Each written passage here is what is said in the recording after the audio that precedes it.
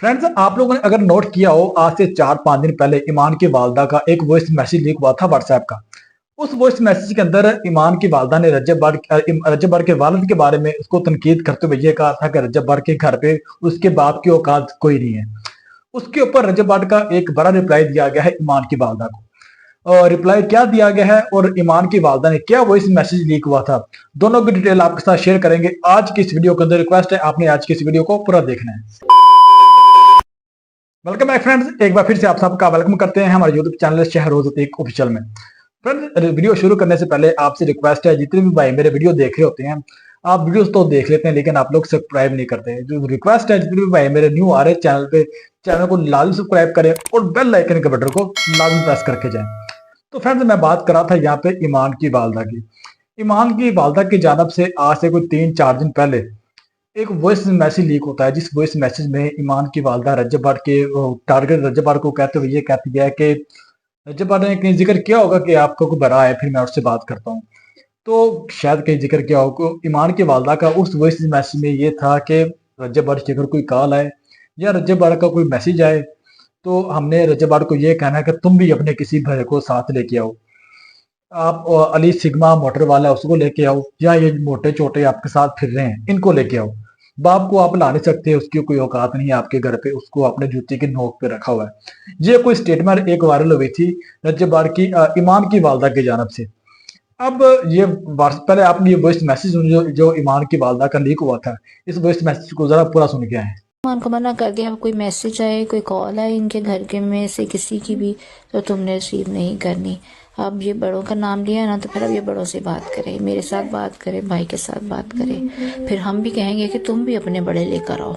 ये जो मोटे चोटे फेर रहे हैं ना इसके इर्द गिर्द, इन ये सब लेके आए। सिग्मा मोटर्स वाला वो अली भी, इनको भी लेके आए, ये जमान साहब को भी लेके आए, और भी जो इसके ताया चचा हैं। बाप की तो वैल्यू ही नहीं ना, वो तो जूते में के बराबर है, वो तो बेचारा, उसकी तो वैल्यू कोई नहीं है। तो चार चंद बड़े लेकर आए फिर ये भी हमारे घर। तो फ्रेंड्स, ये मैसेज था ईमान की वालदा का। अब कल शाम को रजब बार का इस वॉइस मैसेज के ऊपर एक तगड़ा रिप्लाई दिया गया है ईमान की वालदा को। रजब बार की जानब से ये कहा गया है, जिन बंदों की अपने बाप की कोई औकात नहीं होती, वही दूसरों के बापों की औकात करते हैं, औकात पे बात करते हैं। ये इतनी बड़ी स्टेटमेंट फ्रेंड्स वायरल हुई है कल शाम को, वो भी रजब बार के व्लॉग के अंदर 10-15 लाख बंदों ने वो वीडियो भी देखी है, जो कि रजब बार को नहीं कहना चाहिए था। लेकिन अब मैंने आपको जैसे फ्रेंड्स पिछली वीडियो में बताया था ना कि जब तक आप खुद नहीं चाहते कि आपका रिश्ता किसी के साथ बने, तब तक आपका रिश्ता नहीं बन सकता। ऐसे ही रजब भाई के पास जब भी कोई न्यूज आती है या जो भी कोई उसके पास स्टेटमेंट पहुंचती है, तो रजब भाई उसका रिप्लाई जरूर देता है। अब कुछ जगहों पर उसको खामोश भी रहना चाहिए, क्योंकि उसके बेटे का सवाल है, उसकी बीवी का सवाल है, लेकिन वो नहीं खामोश रहता, वो लाजमी जवाब देता है। और इस बार तो फ्रेंड उसने रजब भाई की ईमान की वालदा को ही जवाब दिया है, ऐसा तगड़ा जवाब दिया है जो शायद आप लोगों ने उसके ब्लॉग अगर नहीं देखा तो आप लोग रजब बार के इस रिप्लाई को पूरा सुन के आए। लेकिन व्हाट्सएप इतना खास गौर भी नहीं करते। वो कहते हैं बस दुआवां याद रखो, पुत्र अल्लाह खैर करेगा। बोलते ही नहीं है, बोलते ही नहीं है, जिसकी वजह से कुछ कमजोर लोगों को लगता है कि उनकी औकात कोई नहीं है हमारे घर पे। जबकि हमारे घर का जो है ना मेन दरवाजा ही मेरा बाप है। ईच एंड एवरीथिंग उसी के तवस्सुल से है। वो आज कहे हर चीज़ बंद कर दूँ, वो आज कहे हर चीज़ फाड़ के बोल देता हूँ।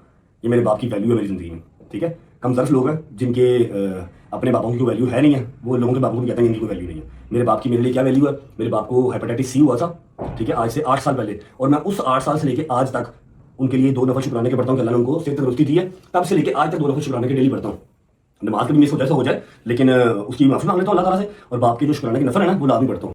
तो फ्रेंड्स, ये एक स्टेटमेंट रजब बार ने अपने ब्लॉग में कही है, जिसमें उसने ये कहा है कि ईमान की वालदा के बारे में कि अगर जब उनके बापों की कोई औकात नहीं होती तो ही तुम हमारे बापों के ऊपर बात करते हो।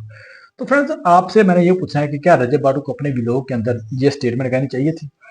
दूसरी बात, जो ईमान की वालदा की जानब से कह रहे हैं कि उनकी वॉइस है जो लीक हुई है, तो अब इन दोनों वीडियोस के बारे में आपकी क्या राय है? मैंने आपसे आज से 2 दिन पहले एक वीडियो बनाई थी, जिसके अंदर मैंने ये कहा था कि अगर रजब बार के जहाँ बेटे की बात आती है, जहाँ उसका चुप रहने से शायद उसका घर जो है वो चल जाए, लेकिन रजब बार को कई जगह पे चुप रहना चाहिए, लेकिन रजब बार ऐसा नहीं कर रहा। रजब बार शायद चाहता नहीं है कि उसका जो घर है वो आगे चले। खैर, हम ने तो सिर्फ आपके साथ डिटेल शेयर करनी होती है।